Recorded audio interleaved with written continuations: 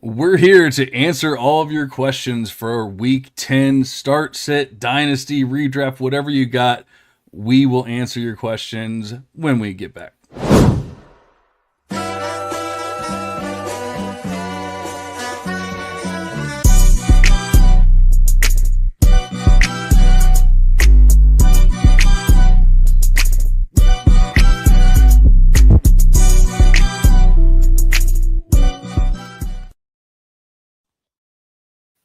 Welcome into the Optimus Fantasy Football Q&A show. I'm not your normal host, as you could probably tell. I look nothing like Nate Polvold, but I am your host, Dynasty Coach A. And tonight, I'm joined by somebody that I'm actually getting the pleasure of meeting tonight. So it's definitely going to be a different experience. We're not the best of friends, but maybe we will be by the end of the show. Welcome in Keith Fleming. I honestly don't even know your at. Is it just at Keith Fleming? Is that it? Yeah, man, that's how long I've been on Twitter, and I guess showing my age is that I was able to actually get just my name for the Nice. handle, which again, that's a dead giveaway. Have you been on social media for entirely too long? But sounds like you're going stepbrothers, and we might by the end be going. Did we just become best friends? And I'm always That's down right. for that. Absolutely. We're going to be building bunk beds. There's going to be so much room, for everything. It's going to be awesome. But we are here to answer your start sit questions, redraft questions, dynasty questions. The only thing I ask from you is if it is a dynasty question, specify that it's a dynasty question. If it is a redraft question, specify it's a redraft question. It makes our jobs a lot easier because I know in the past when I've done these shows, it's like, well, for Dynasty, yeah, but for redraft, and vice versa. So No, it it's makes our totally, jobs a yeah, lot makes easier. a huge difference. And I actually specialize in DFS. So if anybody has DFS Yeah, questions, you can drop those in as well. I will say that I lean into DraftKings just because I think the PPR is much easier uh, to do. And that's basically why I use DK over FanDuel. But happy to help with any DFS questions as well. But excited to, answer some questions. absolutely. And I wish I had actually run all my DFS stuff. I was running a little bit behind today, and normally I have it done by Friday. I have not done it yet, but I could have gone tit for tat with you there. But I guess we'll have to call you the expert for now, for sure, because I'm not caught up this week at all. Yeah, I'm one of those insane people that pretty much the second they drop the salaries, every free moment I Mm. have, I love obsessing over that stuff. I like to specialize in cash. I always tell people that, yeah, I understand you're not going to make, or I shouldn't say make, because actually I think in the long run you make more money in cash than you do in MME, but I get the appeal of the big contests and the big prize pools, but overall, you're basically playing the lottery at that point. And unless you're playing the max amount of entries, you have such a better chance doing 50-50s and smaller single entry contests. And that's, why I'm doing this stuff is I want to have a little extra money in the pocket. So Oh yeah. that's usually what I lean into. But I also am trying to get better at the MME because, again, who doesn't love to win $1 million on a $20 entry? But it's a totally Right. different process, right? So it's no different to your point of what you're talking about, whether it's a dynasty or a redraft question, knowing whether or not it's a PPR league or not, et cetera. Like you have to kind of change the way your brain thinks in order to build lineups that are going to be the most successful. Because if you look at the ones that win the millionaire contest most weeks, it is wild to see like what those people played because Yeah. it's not what you would It's feel not your chalk confident about. lineup.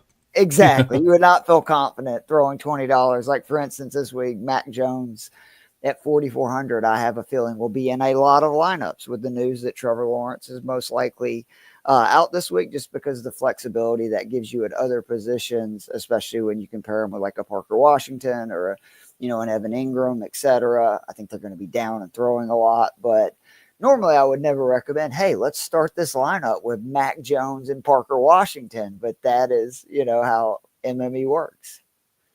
Absolutely, and we'll definitely get. We already have another DFS question in the chat But we have some questions rolling in, so why don't we go ahead and answer some of these? All right, Absolutely. this is a pretty easy one. They're throwing softballs to start us out. Redraft. What do y'all think of Lamar? Um, I think he's going to be just fine. How about that? I was a huge Georgia fan, or I shouldn't say was, I am a huge Georgia fan. And I was so excited about them hiring Todd Monken because I saw what he did at UGA was very, huge part of the back-to-back national championships. I loved what he did for Stetson Bennett. If you look at year one in that offense with Stetson and then year two, how much he evolved and how much better the offense got. It's why I was so bullish on Lamar this year all summer. Unfortunately, I was not as bullish on Derrick Henry, which is just one of the more Oh infuriating no. things for me because not that I was down on him, I just didn't upgrade him. And I upgraded like Zay Flowers and a lot of his weapons. I thought they were more valuable. And it's just so dumb in hindsight. That's like if you were all in on the Baltimore offense, how could you not think that would mean Derrick Henry Yeah. would have a big year? But I just, I do believe these running backs reach a certain point where the miles on the tires, whatever you want to call it, there's a kind of a decline in their return. And he seems to be just getting better. Like if you look at like Yeah. the rushing yards, the touchdowns, etc., he's just been insane. But I am very excited to see not only what Lamar can do the rest of this fantasy season, because it seems like every week now he's got 4 or 5 touchdowns, but also what this team can do in the playoffs, because we know that's the big bugaboo, if you will, of Lamar Jackson is you've been great in the regular season. Your playoff resume, it's not great, but I think that changes this year. I just think that him and Derrick Henry in the backfield, we've seen that teams have to basically stack 8 in the box. That's why guys like Zay Flowers and Mark Andrews and all these guys, Isaiah Likely this season, are getting off because they're in one-on-one matchups.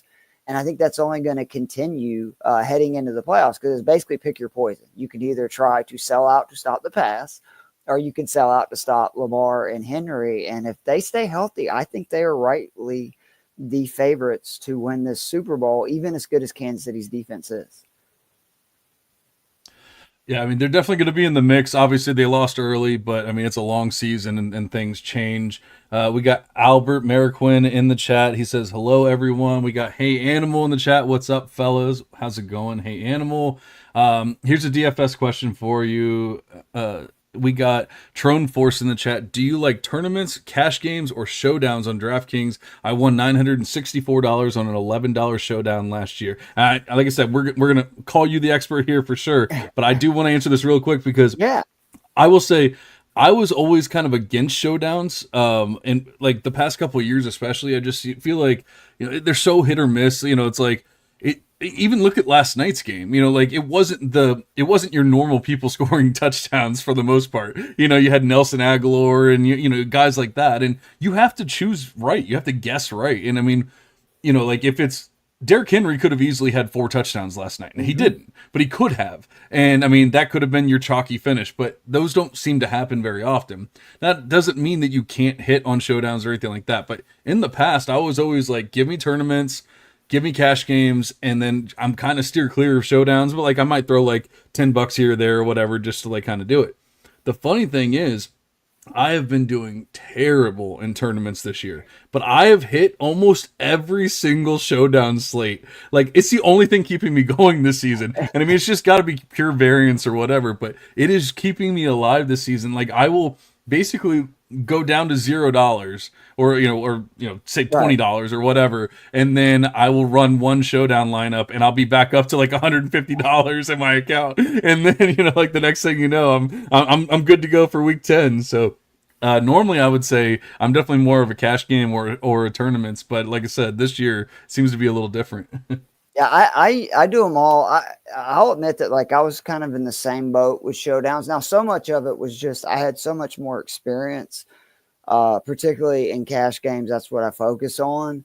So that was my comfort zone, right? And showdowns, again, the same point I was making about cash games and MME tournaments is it's a different mindset. Like you have to throw yourself in a different kind of headspace to consistently do well on those. And last night, to your point, and it's always for me, the most difficult part of picking a showdown lineup is either A, you go with the very expensive player that you think is going to go off, which last night Lamar or Burrow would have been a great choice as your captain.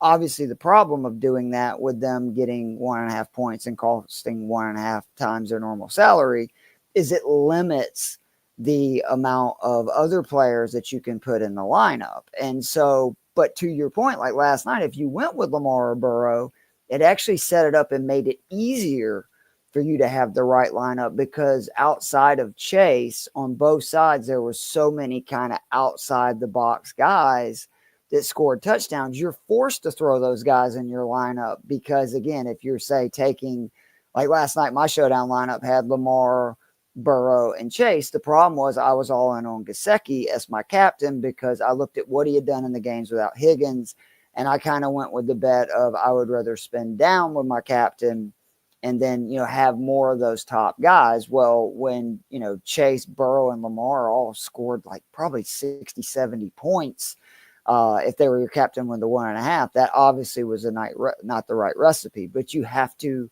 sort of look into that. And I really like to do single game or cash game or the showdowns on teams that I know very well. Unfortunately for me, I'm an Atlanta Falcons fan, but the good news from that is I know what kind of offenses and defenses do very well versus my Falcons. And that's the kind of showdowns that I always recommend people. If your team, you see week in and week out's in a showdown, you should absolutely be doing showdown lineups because you have more information from watching every single game than a majority of the people. And I also do still lean into those cash games. Like even if it's the bigger single entries, I just think that just like with the full slates, you have such a better chance with a one-on-one, right? Where everybody just gets one crack out of compared to, especially most of the people in multi-entries, they're going to max out in these showdowns even more likely than in the GPP tournaments. And that's because then they can kind of get every piece of the puzzle within reason. And obviously that's, if one of them hits, it's well worth it, right? Even if you're, at $15 and a 50 or 150 max, if you're maxing it out, all it takes is one lineup finishing top 10 and you're probably making 5 to 10 times your profit, even, doing full entries in it. And if you're throwing in one lineup, your odds are going down because they're setting 20, and they have such a higher chance of hitting than you do. That doesn't mean you can't hit. I've definitely done it. I've randomly thrown into a 20 max lineup or whatever and won money, but it doesn't mean that it's the right way to do it. I think for a lot of people, especially if you're newer to it, I mean, just focus on smaller tournaments, like you said. Sometimes you don't want to go too small because the rate can kind of hit you, but small-ish. Not 200,000, not the milli maker, like stuff like that. 50s are great for people that are just getting into it because you basically have to beat 51% of the field and you double your money. And if you think about it from a betting standpoint, like what game can you bet on with the points? Now I understand, obviously, if you're taking it straight up, you're taking an underdog or whatever, you can get plus odds, but like in what bet can you make typically with the spread where you're getting, 2-to-1 odds, where you're going to double whatever your entry is. And in that standpoint, it's not as sexy, obviously, as winning $1,000 on a $5 lineup. But if you think about doing that over and over again, it adds up quickly. Like it really does. And it just takes a little bit more patience to kind of do that. But we're all in this to make money. At least I hope that's what you're doing DFS for. I sure hope so. Arturo's still in the chat. Arturo Flores says, I traded Chase for CD a few weeks ago because everyone told me he got a really bad schedule and now I'm sad. I mean, honestly, you're probably going to be okay. CD's been fine, even with Cooper Rush, like in previous seasons and things like that. Sometimes you can even see those backup quarterbacks like hyper target the stud. And so, I mean, it might not be as bad as you're thinking. Look at what happened with last year with J. Jeff and what's the damn guy's name? I can't think of his, Nick Mullins. Nick Mullins, a bunch of money in DFS. Yeah, exactly. So, yeah, you look at stuff like that, and I mean, I don't think it's going to be all for not. Obviously, last night's game is insane. That's what Chase can do. But that doesn't mean it's every week. The week prior, he had like 6 catches for 50 yards or whatever it was. And so, I His mean, I don't, ADOT is very concerning this year too. Like yeah. the amount of plays down, he's become more of this like short passing option in their Yeah. offense, which to me is kind Well, I of think they know their befuddling. offensive line is just bad, and they have That's to fair. use them that way. So, I mean, I commend them because a lot of teams try to say, no, this is the way we're going to do things. And Right. when it doesn't work, it doesn't work. I mean, even look at Kansas City's offense. Like, things are broken there. Like, things are not working. Now, they're 8-0, so you can say how Right. broken it actually is. But, you think like the offense isn't clicking like it should, especially with Patrick Mahomes and Xavier Worthy, DeAndre Hopkins, whoever. It should be doing a lot better than what it is. They should be scoring 50 points a game, and yet they're not. And it's because they're I feel like they're really trying to like force players into or pigeonhole players in schemes and things like that. Whereas at least with the Bengals, yeah, okay, he dropped his A dot drop. They're using him more in the slot, but they're saying we have to get the ball out quick. And you saw it last night. I mean, they got the ball out quick, but then on the fifth play, the random fifth play, all of a sudden it's a 60-yard bomb or whatever, and you got chased there for the tutty. So I do commend them for actually using him the right way, but I think it's going back to Arturo here. I don't think it's all for naught. Like I think you're going to be okay. CeeDee Lamb is still a stud. I know that Dak and the Cowboys have not been great, but there's probably better days, and I think they have a better lineup coming up too. I was gonna say his schedule. Like as long Yeah. as he stays healthy, you've got the Commanders who have been shredded by number one wide receivers twice. You have the Giants, not a good pass defense. The Bengals, we saw Lamar torch some last night. The Buccaneers, who are literally like dead last in every metric, and the Eagles twice. So like I know it feels like at this moment after Chase's game last night, it's an awful situation, but I really do like Lamb down the stretch. And he was somebody I was telling people a few weeks ago that if you could find an owner who was, frustrated with the way the Cowboys offense has worked out, most of his best matchups are on the back half of that season.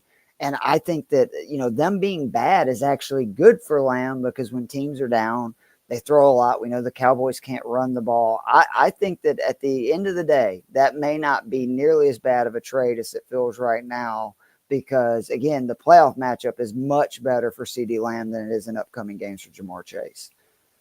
Yeah, and if Chase gets you 11 points in week 15 and CD gets you 22, then you're not going to be worried about what happened in week 10. Right, It's not that's not exactly. going to matter anymore. Jason Williams is in the chat as my wife is texting me. It's screwing me up here.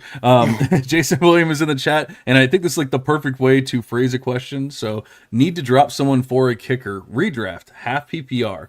Running backs are AK, Bucky, Brees, Tracy, Bigsby, Dowdle. Wide receivers are Deontay Johnson, JSN, DJ Moore, McLaurin, and Waddle. Okay, you started with Deontay Johnson. I got really scared, but then we got into some better wide receivers there. Oh, I was like, if we're starting with Deontay, what are we finishing with? But it kind of came back a little bit at least. So we got to drop somebody for a kicker in redraft. Man, I think I'm dropping. I think I'm dropping Dowdle, right? The only concern I have is the half PPR. And I Mm, do think with Cooper Rush, particularly, he's going to be peppered with targets. We typically see these backup QBs go a lot to running backs and tight ends, because that's just, again, like Lamb's going to be hyper targeted. We know that, but it would not surprise me at all if then, like, the next two leaders in targets over the next however many weeks he plays is, Jake Ferguson and Rico Dotto, who is definitely their pass catching back. My big question would be who is your, kicker? Because I don't know if there's any kicker, maybe with the exception of Dallas's kicker, that I would, be afraid to drop because at the end of the day, that they're so random and like all these players have value. I know DJ Moore has been really disappointing, but you can't drop him. yeah. Same thing for Waddle with Tua coming back. Like, honestly, if we're just looking in a vacuum at these guys, it would, for me, probably be Deontay Johnson because I just I don't was think he's going to be very involved in that offense on a week-to-week basis. I was just thinking that as I was looking at the running backs, and I'm like, you have so many running backs. You got Dowdle, you could drop him. But then I started thinking about it. I'm like, Deontay's not going to be a big part of this offense. Like, he's just not. I mean, unless there's injuries and stuff. Zay's always going to be ahead of him. Bateman's going to be ahead of him. Andrew's going to be ahead of him. I think I'm just dropping Deontay. I think that's a much better answer. And I'm wondering if maybe he dropped his own kicker to get like a Right. Dowdle or somebody like that, and that's why he's having to go back and get a kicker now, which might be why he's asking the question. If you do have a kicker, like you said, there's really no kicker I'm not dropping. Like it's not like the old days of Justin Tucker and stuff like that. Like, we don't really have that anymore. But if you don't have a kicker to drop, I think I'm dropping Deontay. Because even Mayer now with the Cowboys and Cooper Rush, I don't even know if he's, you know what I'm saying, somebody you can't drop because his leg is so strong and makes 50 and 60s depending on the point settings in your league. He would be like the one guy that'd say, I don't know if I could drop him. And I might actually be okay with going with two kickers for a week. But overall, I just think that kickers and defenses, like I stream them in Yeah. 99% of my leagues week in and week out. Absolutely. Hey Animal says, think Olave comes back this year. I just traded for him right before he got hurt. You hate to see that. I'm so sorry that that happened. I will say normally I feel pretty confident about my medical analysis, even though I'm not a doctor or anything like that. I will say with concussions, it's so scary, man. Like even saw Malik Neighbors, an extremely young player who had never really had concussion issues or anything like that, misses 2 weeks, almost misses a third, just because of one concussion. Now it was a nasty concussion, but I think the Olave's concussion was nasty as well. He's already had two this year. He's had four in his career. It's really tough. I mean, the fact that you have a 22-year-old, getting second opinions and stuff about should I quit my job, should I call it a career and everything. It really makes it difficult for me to say he's going to be back. Yes, I do think he will be back and healthy. If he decides to call it quits, obviously that's a completely different thing. I will also say, having played sports and everything, like it's really difficult to hang up those cleats. I mean, I think he will be back, especially once again at 22 years old. And he will be back this year if he decides to continue playing football. Like he's not going to miss more than I'd say an IR stint, kind of like Tua happened. Like Tua, they put him on IR immediately. Mm-hmm. He misses 4 weeks, 5 weeks, whatever it was, and then he's right back. I think it would be something like that, kind of worst case scenario, beyond him retiring. But then you're looking at like the fantasy playoffs. All of a sudden, you have Olave back. Yeah, and I totally feel for Hey Animal because I was just talking about last week that Chris Olave could end up being a league winner. And I like where your head was at because basically once Shaheed went down, that was what was eating into his production earlier this year was just Shaheed was taking a lot of his routes, his snaps, etc., the targets. And I think best case for you is he does end up going on IR, which they flirted with because at least then you can put him on IR, hold him, and hopefully if he returns, it's not taking up a roster spot in the interim because, again, all the things I just said about Olave, they're still going to ring true if he comes back because the Saints don't have a lot of options. That's another team that's just terrible right now defensively. So that means that they're going to have passing, like they don't have a lot of passing options. They're going to be down. They're going to be throwing a lot. In the interim, I've been telling people, obviously, Taysom Hill is starting to get picked up in a majority of leagues, but if he is not owned, go pick him up because he is going to be a huge part of this offense moving forward. And with Olave and Shaheed out, don't be surprised if Juwan Johnson becomes basically their deep target in the interim, because if you look at it, he has been at least yards per reception, their other kind of big play guy, and we're starting to see his snaps increase over the last few weeks. So they actually have two tight ends that I think are like definitely guys you would want to roster in the interim as long as Olave's out. But I do think eventually he'll come back. It's just the question is, does he miss like 1 or 2 games, or do they put him on IR and he misses at least 4? That's what I'm wondering. The IR stint could be possible just because, when you start talking about multiple concussions and stuff, they're not messing around anymore. And so I could see him just taking the 4 weeks, the team trying to be smart with them. They should be smart with them. They should give him as much time as possible. I mean, like, once again, he's supposed to be their stud franchise wide receiver. And, I would treat him accordingly. Toronto Dave is in the chat, of course. In Beth We Trust. I will have to explain In Beth We Trust to Keith after the show. We don't have time right now because we have a a bunch of questions rolling in, and we do appreciate it. If you have any questions, just please let us know. If it's dynasty or redraft, that makes it a lot easier for us. Everyone's doing a pretty good job so far, so we do appreciate that. Patrick is in the chat. Trade Javante for Sutton or Myers. I do either. I feel like I'd be fine with either, but I honestly I'd rather have Myers. I feel like he's going to be. I mean, he's just proven to be a more consistent wide receiver, I think, than Sutton has. Even though Sutton has had a couple good weeks, but I don't know. I really have a hard time, believing in Bo Nix and that it's going to continue on and everything. I think we already saw them kind of come back down to earth this past week and everything. I think that even though, obviously everything hasn't been spectacular for Las Vegas. We've seen that, Gardner Minshew or whoever's there. I mean, they have like the gambit. The gambit of like, just like backup quality quarterbacks. You got Gardner, you got AOC, you got Ritter. But like those guys can get Jacoby Myers the ball at the very least. And, especially in a full PPR league, you're going to get yourself, 15, 16 points just off of receptions and yardage, and then obviously if you get a touchdown, it's just gravy. Yeah, that's what I was going to say. Is if this is like a traditional league, I actually don't have a problem with this trade.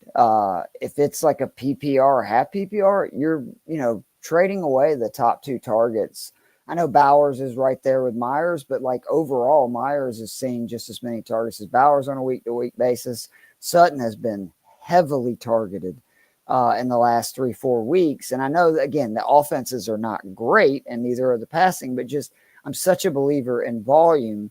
And really, you take away Javante's game versus New Orleans, it's been a rough season for him too. If it is like a PPR, half PPR, I would try to, justify trading a 1-for-1. I'm with you, but I don't feel, especially if it's a full PPR, okay, giving away two guys that, whether it be buys or you have injuries or whatever. I think Patrick's asking. I think Patrick's asking. He's trading Javante, and he's asking us should it be trade for Sutton or Myers. Oh, I got you. Then I would. I think actually I would slightly lean Sutton just because of what we've seen from him recently, and Bo Nix has more upside, I think, from an offensive standpoint. I know, again, It was rough last week, but Denver overall has at least moved the ball and scored points on a consistent basis. And the big thing for Bo Nix is early in the year, he was like averaging like 4 yards per attempt. I mean, it was putrid. If you look the last 6 weeks, that number is almost around 7.5, 8 yards. And as he's starting to move the ball more down the field, obviously Courtland Sutton of their receivers is the guy that's going to see a majority of those downfield targets.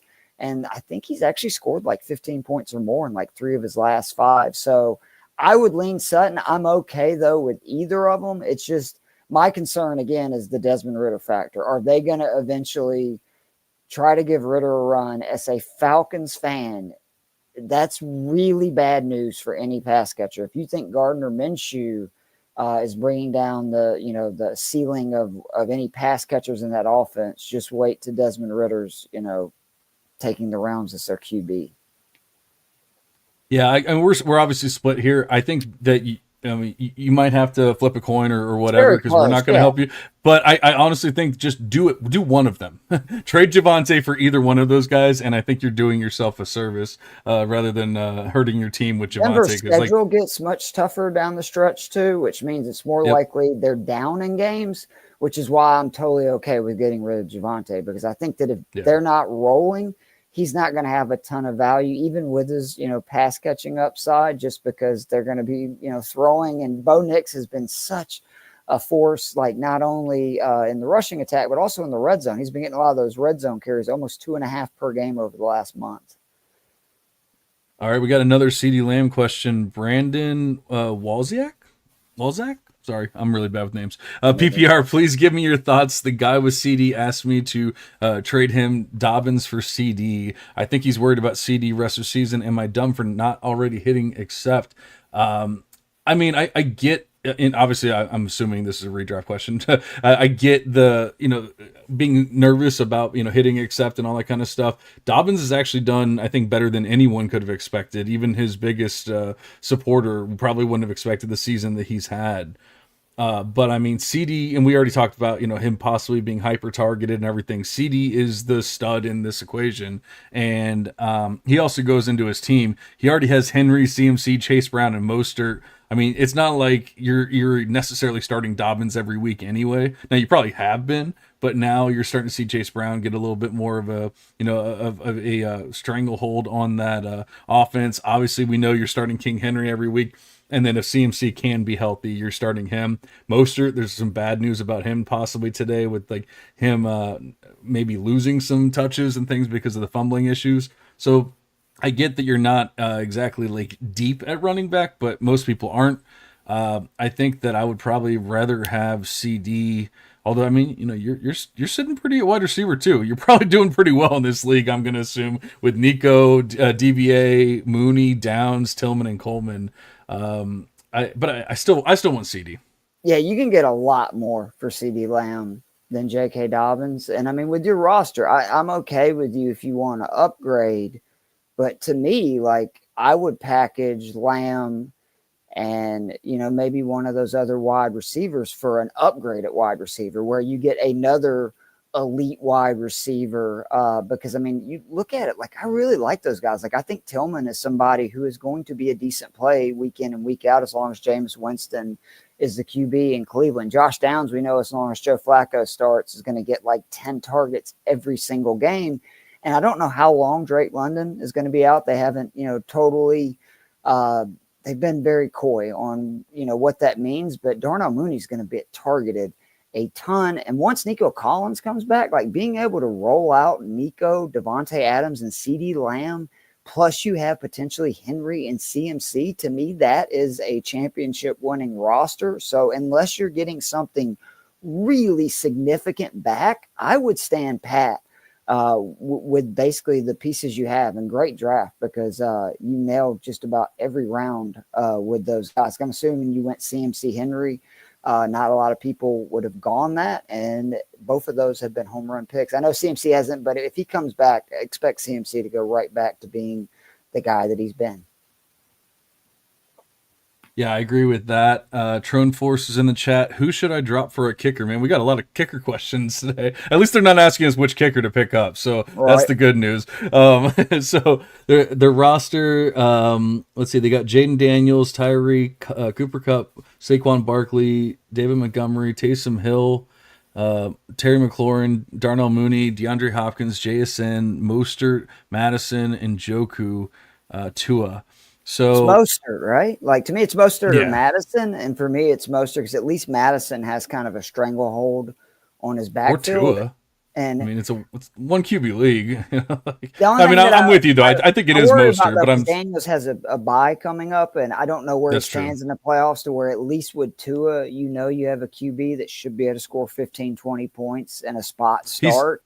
He says the team league hoards good quarterbacks. Yeah, so obviously he's saying like you can't just drop one and stream and all that kind of stuff. And I always worry about Daniels too, about injuries. Not to mention they're getting to a point where they may wrap up the 1 or 2 seed pretty early because the NFC is starting to have some separation. And if I'm Washington, obviously I'm not going to play Daniels every week to the end if I have that wrapped up. So I would get rid of one of those backs, especially because again, I mean you have freaking Barkley and Montgomery. I don't think you can sit either of those guys on a week in, week out basis. Yeah, I agree. Armando's in the chat. He's down bad at wide receiver 2. PPR start 1. Demarcus Robinson, Sterling Shepard, Noah Brown, Alec Pierce, or Gabe Davis. You are down pretty bad. I am going to give you that one. What are you thinking here, Keith? I would lean Sterling Shepard. I think not only are we realize because you want the receiver in the slot for Tampa, and that was the confusion the first week after Godwin and Evans went down was who was going to get a majority of slot snaps. Now we're 2 weeks in, and we know that that's Sterling Shepard. I think he's the most consistent of those guys on a week-to-week basis. And what I really like about it is I think once Mike Evans comes back, not obviously you're not going to get the Chris Godwin type production, but I think it's going to help him so much because then that's going to attract, so much more of the defensive attention to where they're going to start, probably putting both a safety and a corner, bracketing Evans. And that's just going to open up that slot position So for me, it's Shepard by a good bit. I mean, we'll see after this week what Gabe Davis can do, kind of with Kirk on IR and him just getting back. But I'm done with Gabe Davis. Like I was in on that guy 2 years in a row after his monster, touchdown performance in that playoff game versus Kansas City. And it appears that was the highlight of both his fantasy and professional football career.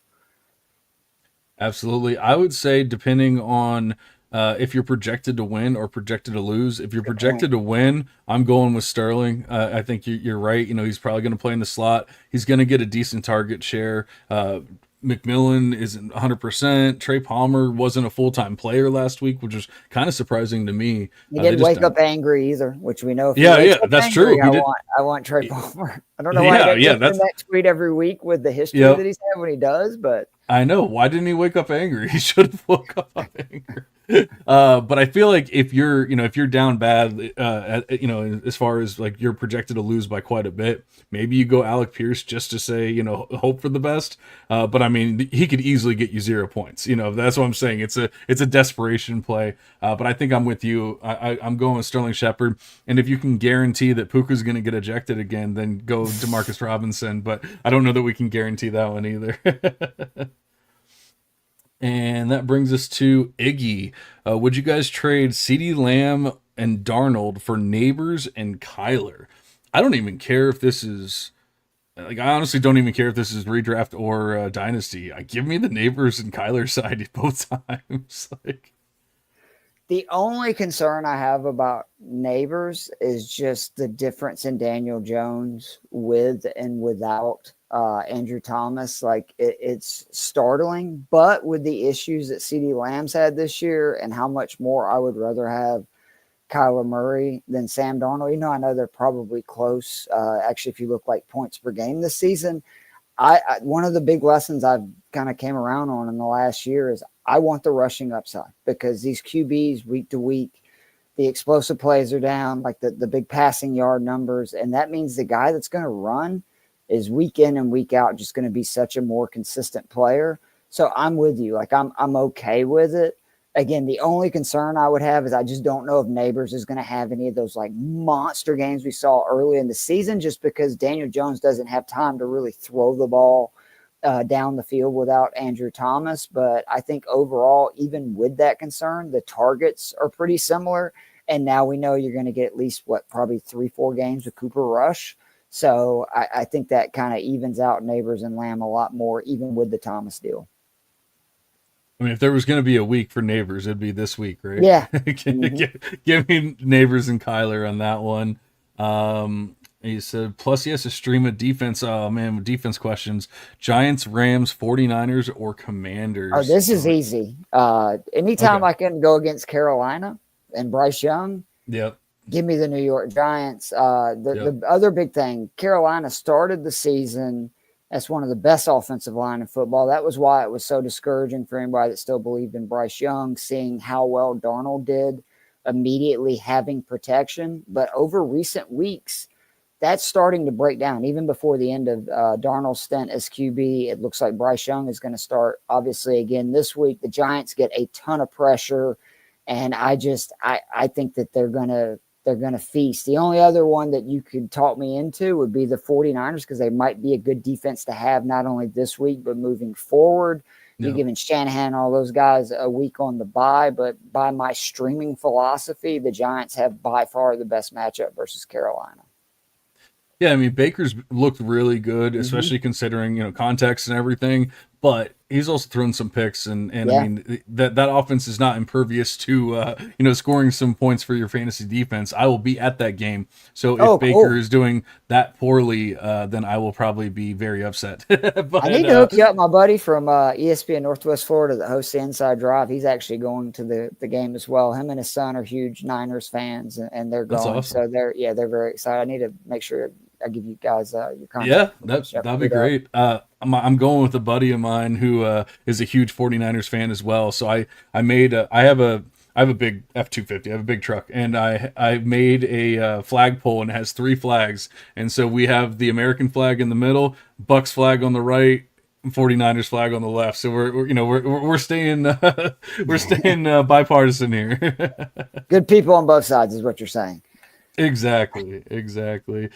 Chalk 86 is in the chat. Are we allowed to ask trade questions? Absolutely. Just please let us know if it's redraft or dynasty or both. If you have like My multiple leagues or personal whatever. favorite questions are trade questions, especially in dynasty leagues, because it's just so much fun to speculate not only for the rest of this year, but moving forward, which guy you'd rather have. I just have gotten into dynasty in the last year and a half, and I'm mad it took me so long to get into it. It's so much fun. Oh yeah, it's a blast. I mean, there's the reason why my name is Dynasty Coach A. I play in way too many leagues. Jamie Prague is in the chat. Very important question. Has everyone hit the like button? Help support the show. Man. Yes, please, Jamie. We love you, and we do appreciate anyone that likes, comments, all that kind of stuff. Just let us know that you're enjoying the show. He also says, I noticed the Steelers are underdogs versus Washington. I figured they would win straight up. Would you take the plus 120 odds for Steelers money line? Ooh, that's a good question. Now, you didn't say much about betting. You said DFS. Do you get into betting at all?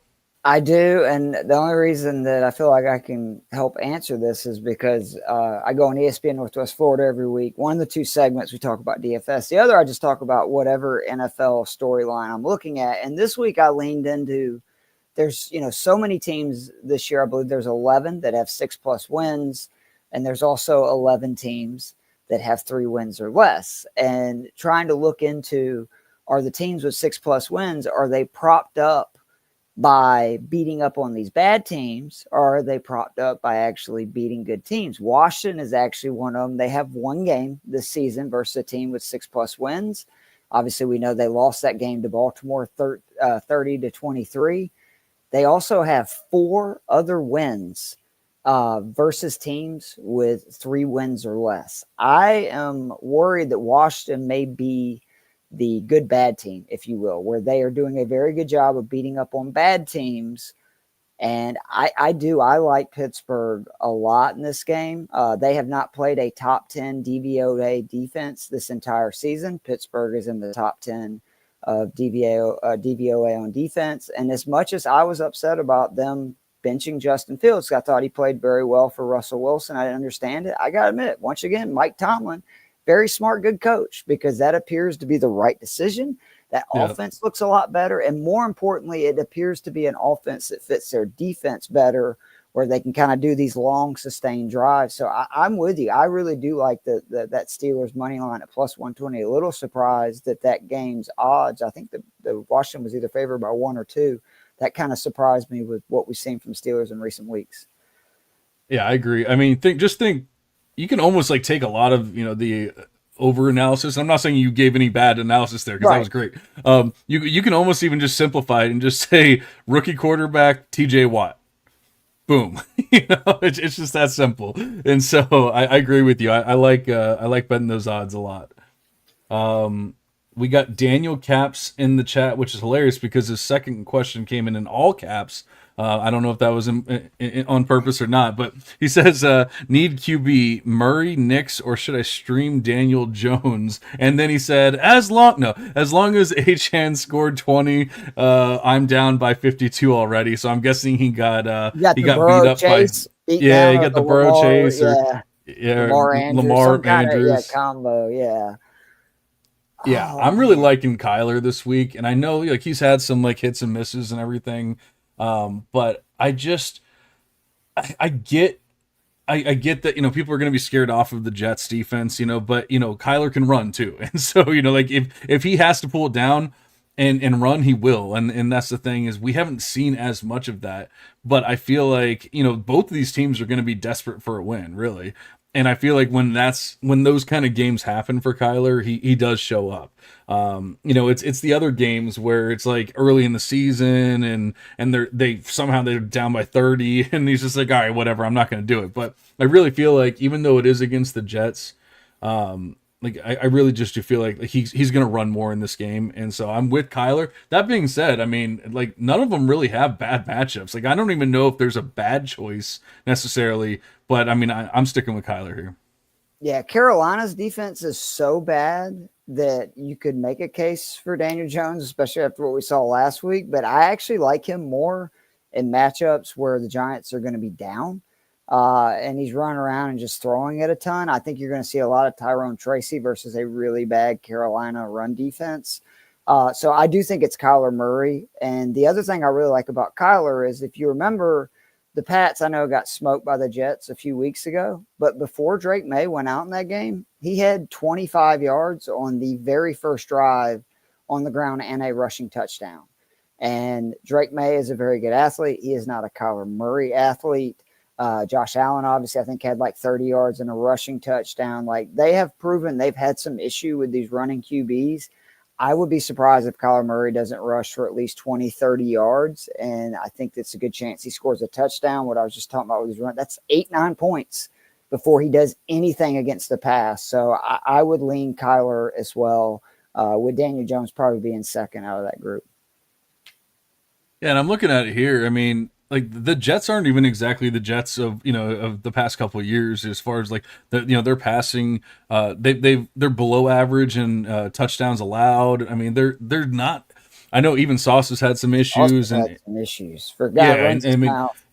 he well that too, and the other thing is like he's also given a lot of penalties. So I mean obviously if it's a DPI or something like that, that's going to hurt our stats because we're not going to get those numbers. But bam, now you're on the 1 yard line and Kyler runs it in. So I really feel like you can be confident with really probably any of the three, but give me the upside of Kyler for sure. And I tried to wipe it from my memory because it was just a week ago and it was other game. But hell, CJ Stroud rushed for 59 yards on 8 carries versus his defense as well, which just again points out they have issues with these quarterbacks that are mobile. Absolutely. And I mean you're down by so much, honestly, that you need the guy with the highest ceiling, and who is that? It's Kyler Murray. Mm-hmm. Joseph Massey is here. He says defense help: Giants, Washington, Denver, Arizona, or Rams. Let's see here. I'm looking through the matchups real quick. I mean, Denver's defense has been pretty good, but going up against Kansas City, that's going to be a little rough. Although, I mean, Mahomes has thrown some picks. As crazy as it sounds, like I said, that offense is kind of broken. I don't know that it's absolutely insane to just go ahead and roll with Denver here, hoping that Mahomes does turn the ball over a few times. Maybe you get lucky and one of them happens to be a pick six or something like that. Right. I mean, I'm completely get if you are opposed to it, but I mean it's not the worst thing. Denver's defense has been pretty damn good, and honestly, I don't know. Like, I don't really want to play Washington. I mean, the Giants going up against. We'd already talked about that earlier, right? Like, the Giants going up against Carolina is obviously a solid spot. That might be the safest one, honestly. 35 sacks this season. Yeah. So I mean that's to me what I always look at is you can't, turnovers are so random, the touchdowns, etc. The one thing that we kind of can count on is the sacks, and I do think that they're going to be able to get at least 2-3 to where that's 4 to 6 points, and then again with the beat Carolina, if they get up, more likely pick six or whatever happens. So I do really like the Giants this week. They're going to be in a good bit of DFS lineups, and I'm streaming them in a bunch of leagues that they're available in for my fantasy matchups. Yeah, I like it too. And Carolina is only projected to score 17 points. So I mean that's a good start. I like the idea of Mahomes turning the ball over and everything, but the Giants are a much safer start for sure. Let's see, which kicker should I pick up? We're not doing kicker. Oh, do you have a kicker preference? Like, I'm not doing kicker. I love Jamie said, just kidding. I never play in leagues with kickers, but I missed that part. I didn't get to the second part. I think Bunker's an asshole, so I would take Dicker just for that. And he's got a cooler name, but I'm with you that it's like kickers. I wish that I could play in more fantasy leagues without kickers. The one thing I agree with Skip Bayless. Let's just take him out of the game. Yeah, I agree. Jamie totally got me there. That was good. I only read the first half of the question. Daniel Caps actually added in Herbert. I'm still going with Kyler there, right? Oh no, I really like. Are you going Herbert? I love Herbert. He is somebody that not only that, I talked about him on the waiver wire show on Fantasy Frames this week. He needs to be owned in all leagues unless you were just loaded at QB. Before the bye, he had the ankle injury Offensive line was banged up. This was a team throwing 24 times per game. They had 144 passing yards per. It was really rough. Since Yeah. the bye, 285 yards per game. He's averaging right at 20 points per game in fantasy in that span. And what I love to see the most, they are throwing it on first down more than any team in the NFL since week 6. They are really starting to trust Justin Herbert. He's taking more shots downfield. I like those receivers and Lag, Quentin Johnston. And the other thing about Herbert is he proved again 2 weeks ago when he's healthy, 49 rushing yards. So he actually has the rushing upside as well. And Tennessee, they've been giving up rushing touchdowns, but overall, they are a tough team to actually run the ball on, meaning I think it's more likely they lean into the pass. So I love Justin Herbert this week, and I think that everybody got so used to seeing how bad it was at the beginning of the season. Jim Harbaugh runs it all the time. It's a Greg Roman offense, but since the bye, and we're now on a 4-game sample, totally different offense. Again, averaging over 280 yards per game, and they're throwing it 35 times per, including in games that, they're leading by a good bit. The only thing I'll say is the Titans defense is sneaky good, and they've actually allowed the least amount of passing yardage in the NFL, and that's probably because half the time they turn the ball over and the defense runs it in for a score, so like the offense doesn't have to do anything. But Levis is back this week, like he's starting again, so we could easily see 2 or 3 pick sixes, and I mean, or we could just, at the very least, we could see the Chargers get up early, and now they're running and they're slowing the game down like they want to do. So I don't mind it. I have Herbert as a great start this week, so I really don't mind it at all. I will say that the Titans defense is not a joke by any means, though. No, only thing to push back though on the passing yards is why I always look at stuff like this and keep actually a spreadsheet of it. They played Caleb Williams in his first start. They played Malik Willis when they faced the Packers. They played the Dolphins when it was Skylar Thompson and Tim Bull. Like those kind of things will really kind of up your stats. And sometimes it's like you see a team that say is 15th in the league, but you look and they, played like CJ Stroud and all these top passing guys. It all depends on the matchup. And obviously we saw, the last couple of weeks, like what was Jared Goff? It was outrageous in that game. Yeah, he was, I know he only threw for 85 yards, but that was because they had 3 touchdowns that they were just wearing them out in no time. So I do think the Titans with Will Levis can put up more points, and that means it's a good thing. But again, Kyler Murray, Herbert are very close. I'm just very high on Herbert, and I actually like Herbert better rest of the season than I do Murray, to where he's a guy you could add to your roster and potentially use, moving forward as well. Yeah, I do agree with that. And like I said, I'm fine with. I think they're both great starts. If you have those 2 options, flip a coin, and you'll probably be okay. Big D Bob, congratulations! Hey guys, great show. Could you rank a few wide receivers for me? Brian Thomas Jr., Juwan Jennings, Josh Downs, and Calvin Ridley.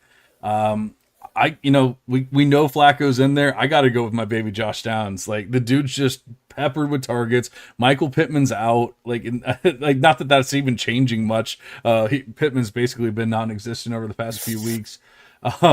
So yeah, I think, especially going up against Buffalo, they're going to be passing a lot. Obviously they're going to be trying to keep up, and he's just going to get absolutely peppered. It would not blow my mind for him to have 17 targets or something like that, something kind of ridiculous in this game. And even if it's not 100% catch rate or anything, you're still talking about 17 targets, 9 receptions for 80 yards or whatever, and you got yourself a pretty, studly game. I have his 4 starts with Flacco stats right here because I had it in my DFS column this week. 39 targets, at least 9 in all 4. 30 receptions, at least 6 in each one of them. 277 receiving yards, at least 60 in each of them. And then in full PPR format, 17.4 points per game with at least 12 in each of them. Completely agree. He is hands down the number 1 wide receiver. Ridley seemed to actually do slightly better, at least for that little uptick without Levis, which is a little scary. And my only concern about Brian Thomas Jr. this week is, they traded Cam Robinson, their left tackle, which I know that doesn't seem like a big deal, but so now you got Mac Jones versus a team that blitzes 40-50% of the time. Is he going to have time to, get the ball downfield to Brian Thomas, which is where he does the most damage. I still think I would put him second just because the upside that he has on a week to week. I mean, he's one of the few guys that could have 2 receptions for 90 yards and a touchdown and outscore, basically any of these guys probably than Downs in a PPR format. But I don't, love any of them. And with Juwan Jennings, he would probably be fourth, even though I love Jennings rest of the season. With Ayuk out, I want to see how they use him. With it looks like CMC coming back, we've seen Ricky Parcell get involved in this offense. Like, I just want to see how they bring him back into this offense before I can sign off. To where Ridley we know is going to get a high volume. Brian Thomas is going to get targets with Christian Kirk done for the year. But I'm with you. Downs is the clear number one out of those 4. Yeah, and like you said, with the offensive line issues and things like that, I mean, people are going to make a big deal about Mac Jones. I don't know that Brian Thomas would have been a great start, even if it was Trevor Lawrence this week. So, I think I'm fine just sitting him. Obviously, you can blame it on Mac Jones, and then for some reason, if he just blows up, you can say, hey, I made the right call. It was the process call, process over results. Josh Downs should be a stud this week. He's a top 10 wide receiver when Flacco starts, like across a ton of metrics. Like, so yep. I'm with you. And I didn't even know Pittman had officially been ruled out. That makes it to me even more of a slam dunk. Yeah. And maybe that I feel bad that question earlier. I might have had Alec Pierce ranked a little bit higher in the question. That was why I mentioned Pierce because of Pittman being out. Yeah, that makes a lot more sense. Yeah, for sure. Yeah. Fusion Scopes is here. Start Pearsall or Waddle? I mean, you got to go Waddle until Pearsall actually does something, right?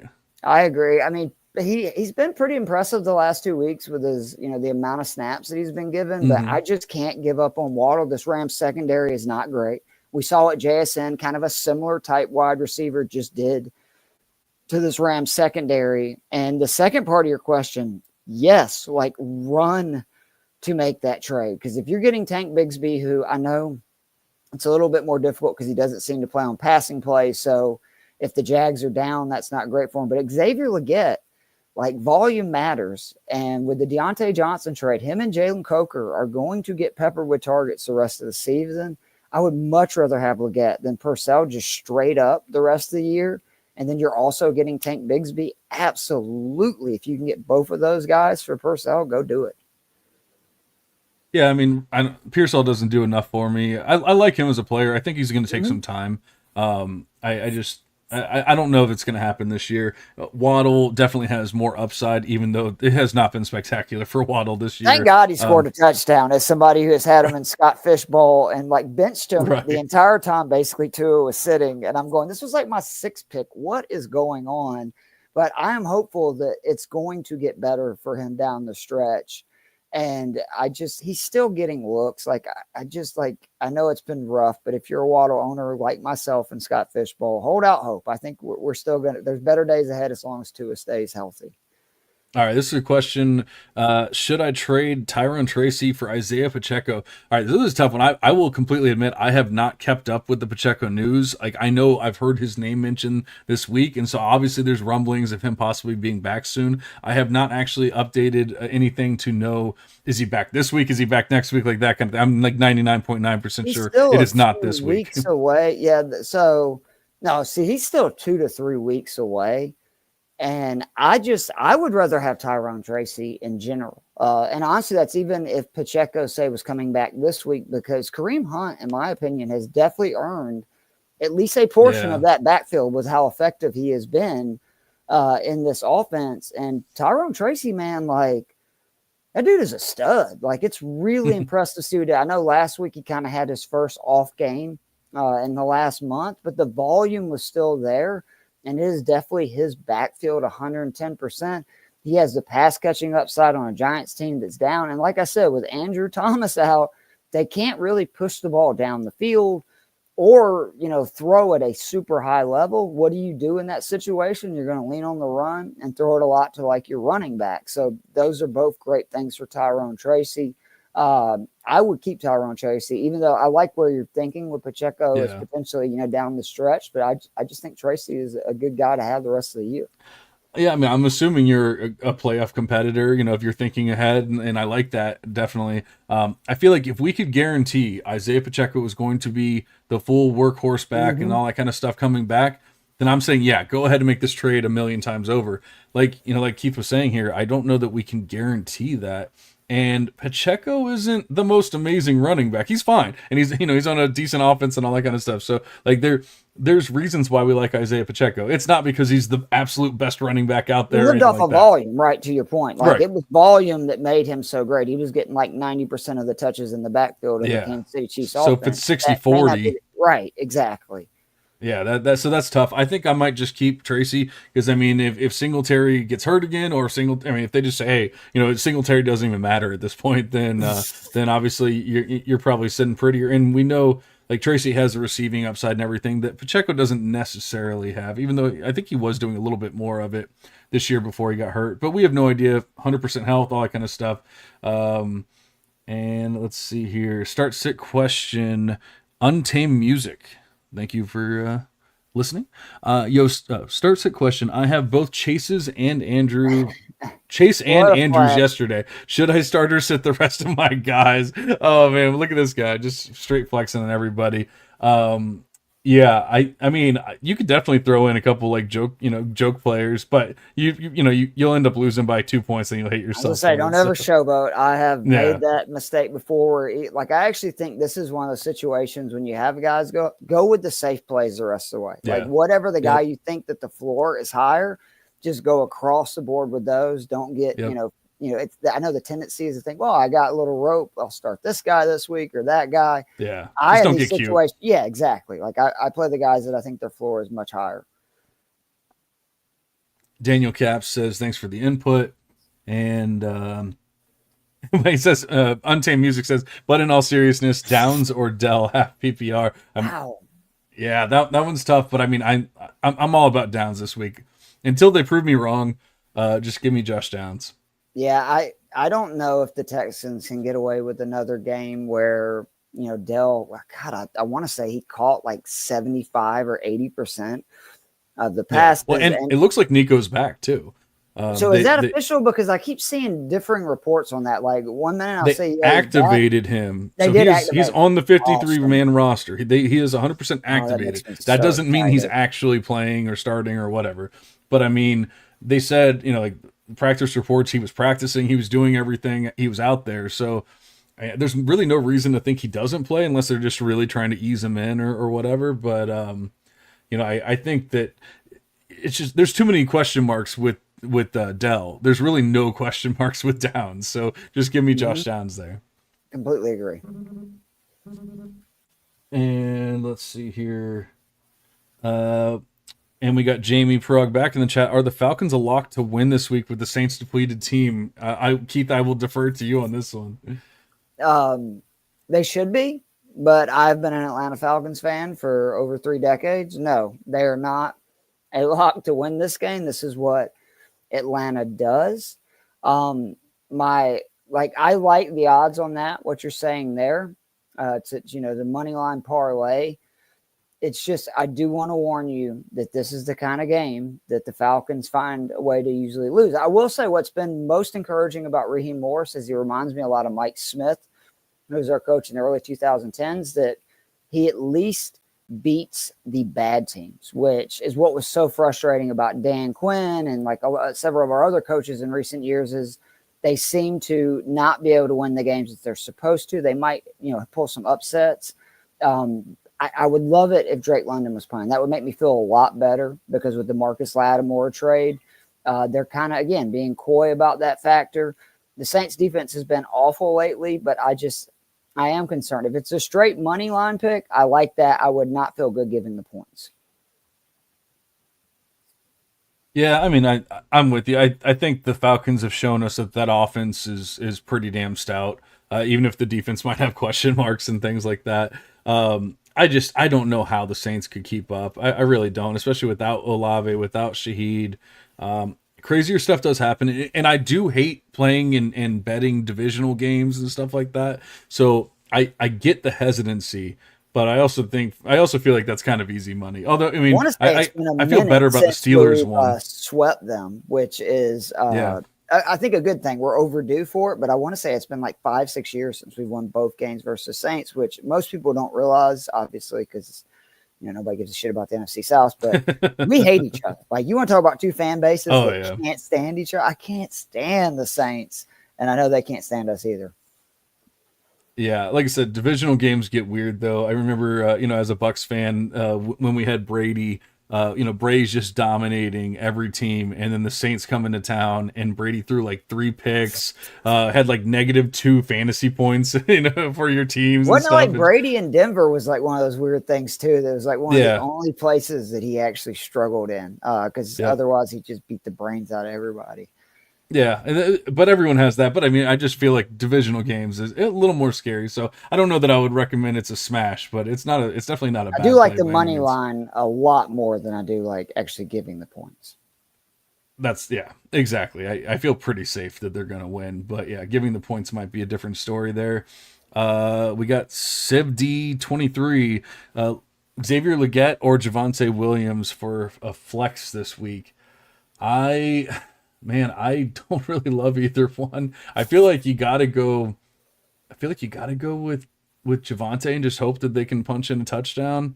Although I mean, Legette's had a couple touchdowns. I mean, it feels like that's actually where he does get targets is in the red zone and in the end zone and things like that. Well, the other thing is since the Deontay Johnson trade, like he's seen 7 and 6 targets the last 2 weeks, scored 14 points or more in back-to-back games. I like the bigger issue is like I don't love Javante, but I really don't love him versus I think the best defense in the NFL, which is the Kansas City Chiefs. And for that reason, I would probably lean Leggett. Again, I wish I knew this was a PPR because if this was standard or half PPR, I'd be with you Yeah, on Javante. If it's a full PPR, I would definitely be going to Xavier Leggett. yeah. I mean, would you say 7 targets Yeah, he's last had week? 13 targets the last 2 weeks, at least 6 in each of them. And if you look like the previous 3 games, now Deontay Johnson played in all of those, he had a combined 8. So he is definitely becoming a much bigger part of the offense. And after, for whatever reason, versus Denver, he only played 60% of the snaps. He's played at least 77% of the snaps now 3 out of the last 4 weeks. And the Giants are a really bad. So that's how you really get after New York. And he seems to be like, a Debo Samuel light, which is good for him this week. Because again, that Giants pass rush means that they have to get rid of the ball quickly, similar to Denver, who is another really good pass rush that they played 2 weeks ago. And in that game, he had 4 for 34 and a touchdown on 7 targets. Yeah, I mean, honestly, I don't love either one. So if No, I don't either. if Keith's feeling strongly about this one, then I'm going to go with Keith here, and I'm going to tell you to start Xavier Leggett. And then he also asked trade Amon-Ra and Kyler for London and Hertz. I'm undefeated, so it's mainly a playoff move. Well, humble brag here with the undefeated. That's pretty nice. He's like But the are you Kansas trading? City Chiefs of fantasy football. Yeah, pretty much. Trade Amon-Ra and Kyler for London and Hertz. I mean, I know that. So originally they came out and said that Hertz might miss a week or something like that, but then they came out and said that he was like 100% ready to go for the week. So I don't know what happened there because I didn't really like catch up on it. I just know I was at work and it said Jalen Hurts might miss this week, and then the next thing I saw was he was taken off the practice report or the injury report.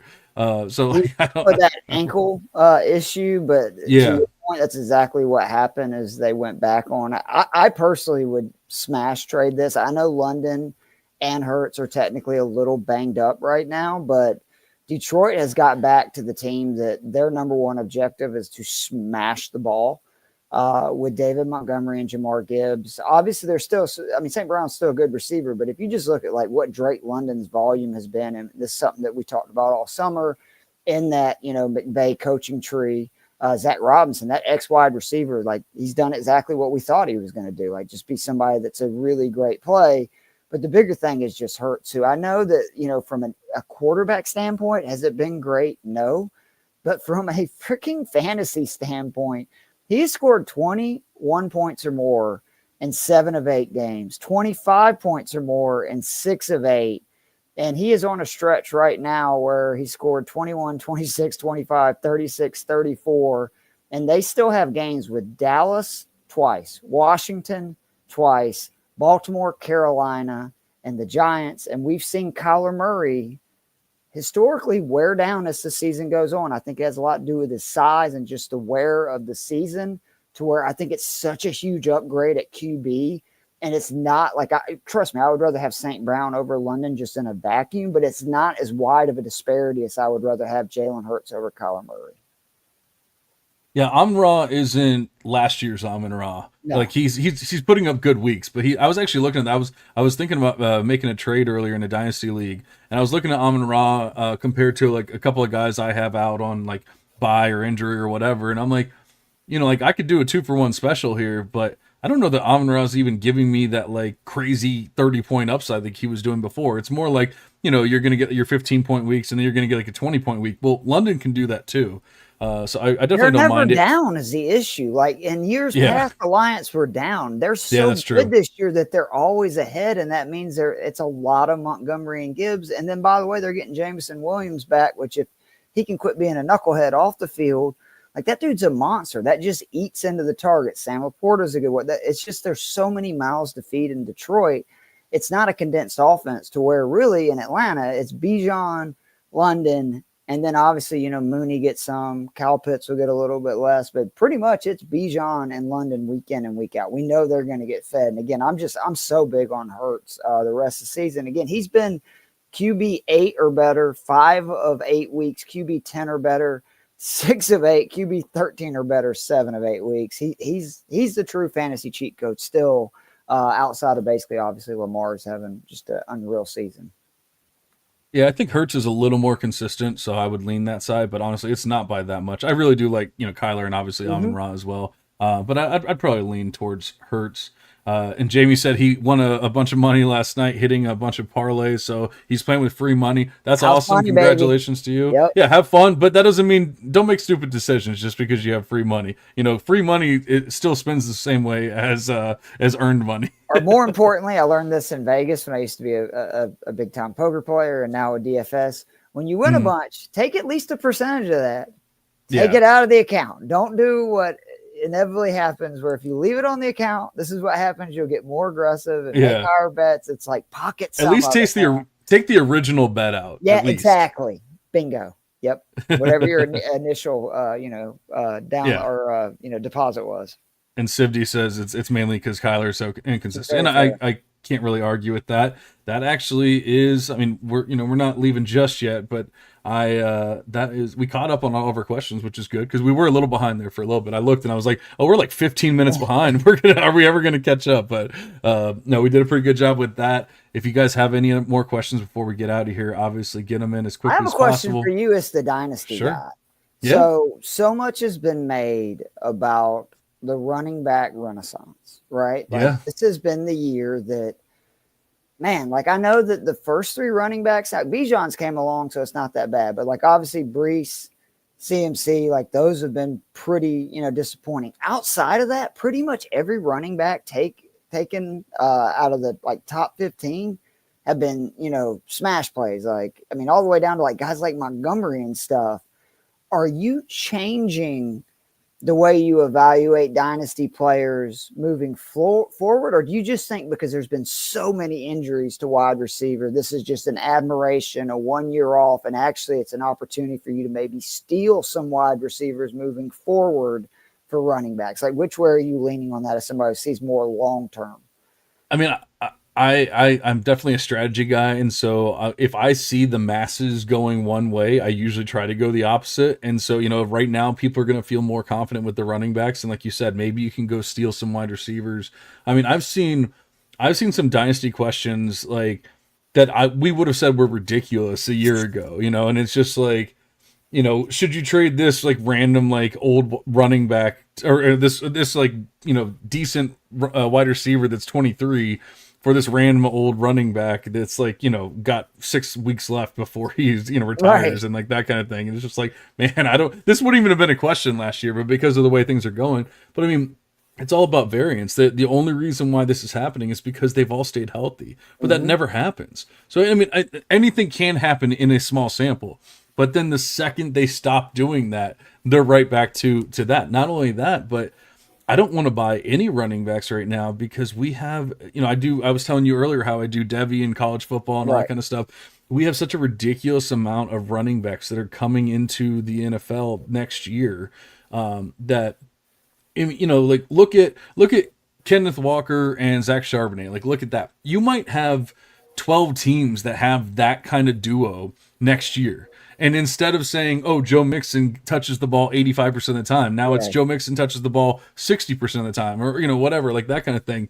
So you're almost buying at the peak for these running backs. And I mean, I'm not saying I know what's going to happen, Yeah, of who's going to course. get drafted where, Right. and that kind of thing. I'm just saying, like, there's just way too much going against running backs right now, with just how the NFL feels about them, how they're utilizing them, all that kind of stuff. And then the influx of running backs that's coming in to the next draft class. That's the only thing that's actually good in the next draft class. Like, the Right. quarterbacks aren't good. There's like 3 solid wide receivers, and then it's just like 82 running backs that are all going to come ruin your favorite running back.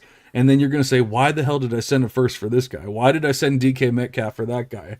And so I'm definitely not making any of those kind of moves. The only players that I'm making moves for, if it's possible, are guys like Jahmyr Gibbs, like players like that, the Bijan, the top guys that end. look Yeah. like they're gonna like. Because do you think though it is fair to say that if they're one of these guys that are both young and in a situation where now it looks like they're getting a majority of the snaps, because to your Mhm. point, most situations now are a thunder lightning AB, situation Yeah. where there's at least like a 60-40, 65-35 split, to where maybe it's like invest or don't be afraid to maybe spend more on getting one of those guys that is going to get a line share, is young and very talented, but just Right. don't go crazy on it, right? Like, Well, yeah. I mean, it's the top end. It's those like top 3, 4, 5 guys. That's it. And after that, like, if I can get one of them cheap, that's great. Like I've got I got James Conner cheap recently. Like, if I can get guys like that for like essentially nothing, then obviously I'm doing it. But I'm not going out and spending a first on running backs right now. I'm just not doing it.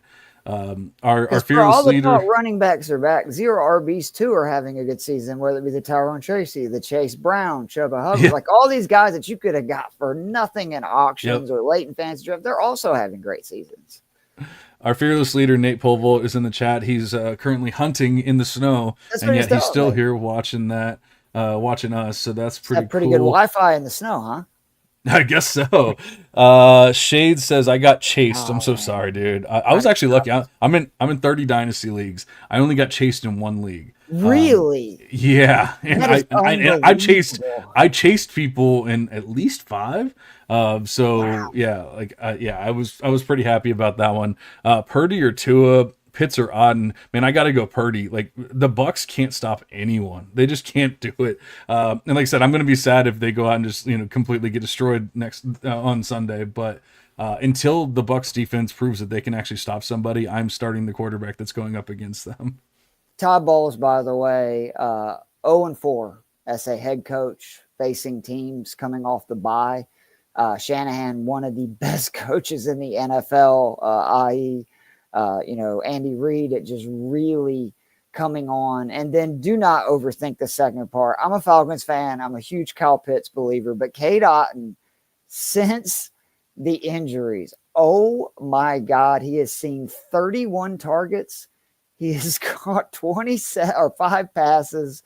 And then what just shocks me is the yardage, 258 yards and 3 touchdowns. You could argue, depending how long Evans and Godwin are out, he is tight end number 1 the rest of the season. So he's got a lot of really good matchups coming up. I understand San Francisco is actually pretty good versus tight ends, but who cares when a guy is getting 31, 10 targets a game at tight end? That is unheard of, that when you're not Travis Kelce. Yeah, I'm with you. Give me Auden all day until he proves us wrong. Start Auden. And then Jamie's asking a commissioner question here. Some idiot traded a Oh 2025 my second rounder for God. Mason Rudolph. He's in last place, so it'll be 201. I don't play with vetoes and never had to reverse a trade, but I've reversed this trade. Was it justified? This is what I'll say. I don't do vetoes. I don't reverse trades. I've done it one time as a commissioner. I've been a commissioner for maybe Did you going think there was on. collusion in that trade, if you mind me asking? Is that why you So stepped in there? no, as well.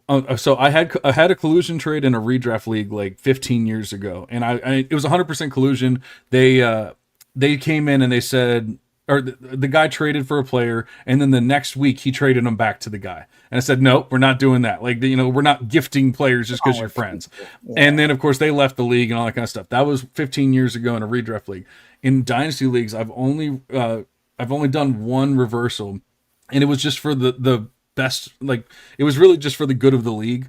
But I feel like when you do that, you're also saying that this manager can't be trusted and they need to be out of the league, which is exactly what I did. So I reversed the trade because the guy had made he had picked one person that he really liked, and it wasn't collusion because I knew they did not know each other, but for whatever reason he really liked him, and he just kept giving him his first, but yet he was always in last place, and it was just like, what's going on here? And finally he tried giving him another future first, and I said, look, this is a future first, you haven't even paid for the last one, like, we're not doing this. And so I reversed the trade, I stopped it, and I kicked him out of the league. And I feel like that's what you need to do here, because you're saying that this manager is not good enough at fantasy football or at dynasty football to Or be in your league or to make his own decisions. this is important. Like he doesn't care either, which to me is, Or yeah, either like way.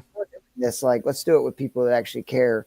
The real question, Jamie, is this a worse trade, or Carolina giving up all they did for Bryce Young with Right. CJ Stroud, who they could have, traded up to probably for less, or just waited and had their pick of Jaden Daniels, Caleb Williams, and all the draft picks that they have. Because this is really bad. Like, I don't, this sounds like to me collusion or something, because I just don't understand the justification of why. To your point, it sounds like Will Levis is going to be starting, right? Like this week. Well, So, yeah, but even if you didn't know that, like, let's just say, like, hey, we thought, because I right. mean, I didn't realize that Levis was going to be back this quickly, so let's give him the benefit of the doubt. He didn't know that. He thought Rudolph was going to start the rest of the season. Why is the last place team trading for Mason Rudolph? Like that, like you're not trying to like get a win or two to sneak into the playoffs or something like that. You're in last place, so it just doesn't make any sense. I feel like if you don't kick the player out, then it's not justified, because you need to let them make their own choices. But if you're saying I'm doing this for the best of the league, then you're also saying this manager's got to go. At least in my opinion. No, I think that's the honestly the only fair answer, because otherwise it's like what I always tell people, there's rules, right? To where once you open Pandora's box and you veto a trade just because you think it's a bad trade, or, whatever your justification, again, outside of collusion, you then open it up to where anybody can say, well, I don't think this trade's fade, or, or this is a dumb trade and I can veto it. And then it's just pandemonium, to where at least by what you're saying, you are still, you know what I mean, having a policy, right? Where it's like, whether you veto it or not, it's like the main message is like, dude, if you go through with this trade, I just want to let you know, like, you're out of here. Like, 'cause this trade doesn't make any sense. And we want this to be a competitive league and everybody Yeah. to have a fair chance to win it.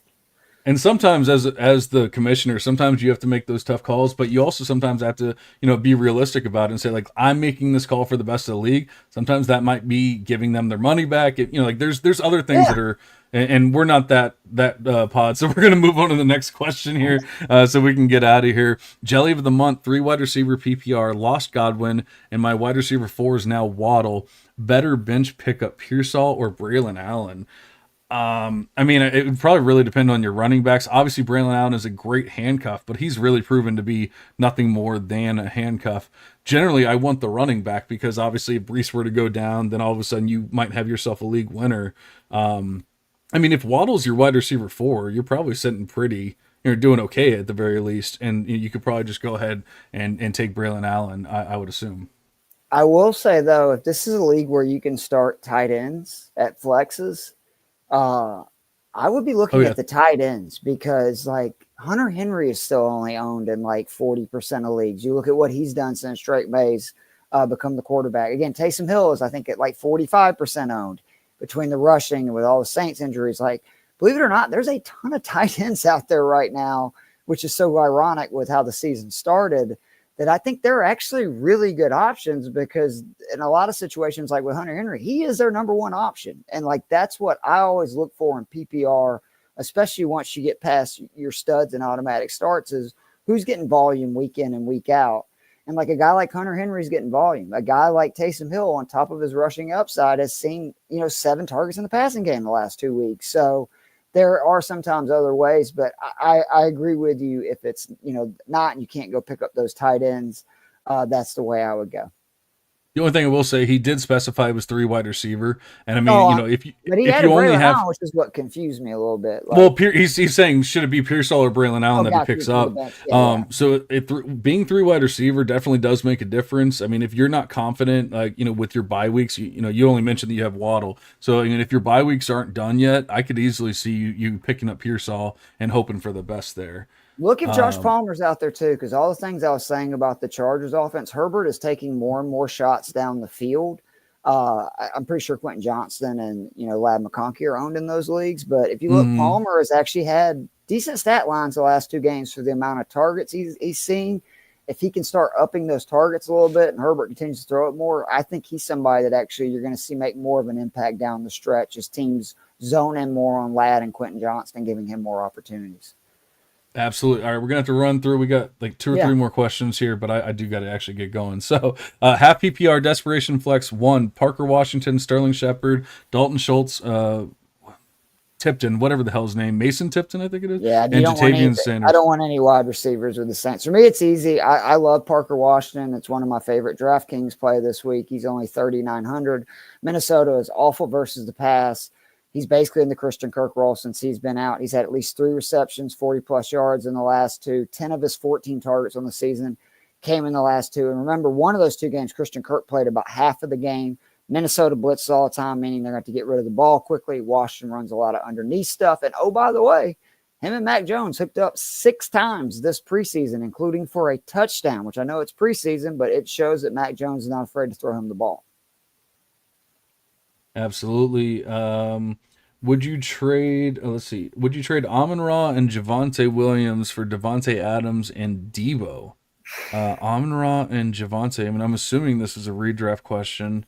Man, I don't want to give up the safety of Amon-Ra there. I know we were saying earlier he doesn't necessarily have the upside that he did like last year, but I mean, he's still, you're getting 15 points no matter what. And he never misses a game where both of those guys are banged up. The only thing I would, ask is, are you loaded at running back?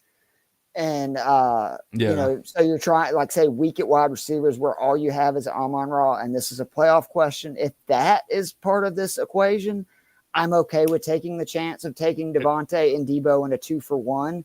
But in a vacuum, I agree 100% with what you're saying. Yeah, he says Javonte's a backup. And honestly, like, either way, like, even without that knowledge, it's not a bad trade. No. I'm just saying it's tough to give up the safety of Amon-Ra, but it's definitely not a bad trade. And honestly, that could work out very well. If Debo just goes off the rest of the year, assuming health and all that, then that very well could be a good trade for you. If Javonte's a backup, then yeah, I'm probably making that one. What are your thoughts on my 2 flex spots, full PPR? George Pickens, Najee Harris, Josh Downs, Lad McConkey, Rico Dowdle, Juwan Jennings. I'm going Najee and Downs here. I mean, I think Najee has proven that this is his year. Like, he's finally putting it all together. And like you said, the offense is just working. They're running through him, going through Russ. Everything's working out. And then we've talked about Downs. If you weren't listening, Downs is just a great start this week, no matter what. So I think that one's pretty damn easy for me. I just want to say that I said it all summer as somebody who watched Arthur Smith. Najee Harris, to me, was one of the steals of the draft. Arthur Smith has proven over time he likes these kind of physical backs like him. I would probably go Najee Downs. The only other exception I would consider is going Downs Pickens, especially if you need like the monster game, because Pickens is starting to come on with Russell Wilson.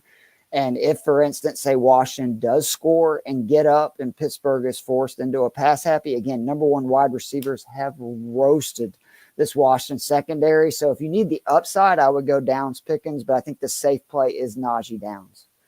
That's very fair, and that's how I usually like answering it. But I'm just trying to be quick here. If you need to win, if you need a win, if you're projected to lose, then yeah, definitely go with the higher upside, and that would be Pickens. Najee's not going to get you 40 points. It's just not going to happen. But I do like Najee as a play this week.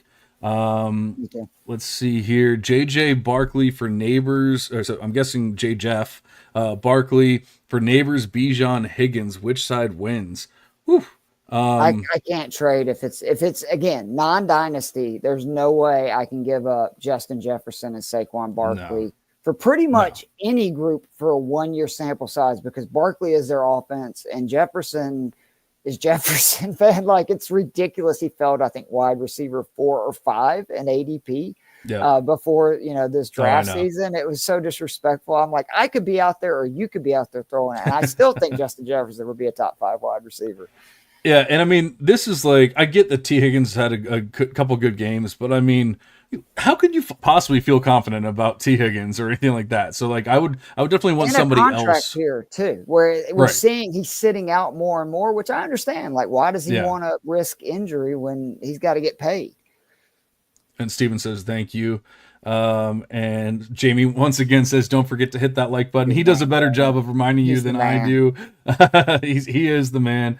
But yeah, we really do appreciate you guys listening and chiming in with your questions. Hopefully, we helped you out a little bit. Unfortunately, I do have to get out of here. Although we gave a good solid hour and a half here of our time, so we're hopefully we've helped you guys with some start set questions. Obviously, Optimus Fantasy is here week round to help you. I know Nate's doing the Reddit questions, start sits. I mean, he's talking about like 800, 1,000 questions It's crazy. every Sunday morning that he's doing. There's a podcast going on every day. Obviously, you can find me on the Debbie Devotional here as well. And so, you'll find me every once in a while. We only go every other week, so it's not as often, but there's always something going on at Optimus. Keith, I really do appreciate you jumping on here with Absolutely, me kind man. of last minute, especially. And it was a lot of fun. It was great meeting you and chopping it up with you. I hope to talk to you again soon. And make sure you get me that number of the Yeah, ESPN. we need to. We'll connect right after. I'll send you a message because I do want you to talk with Ryan because he's Yeah, excited about that'd be coming in. awesome. So once again, we appreciate you all for listening, but we will be back next time. See you guys.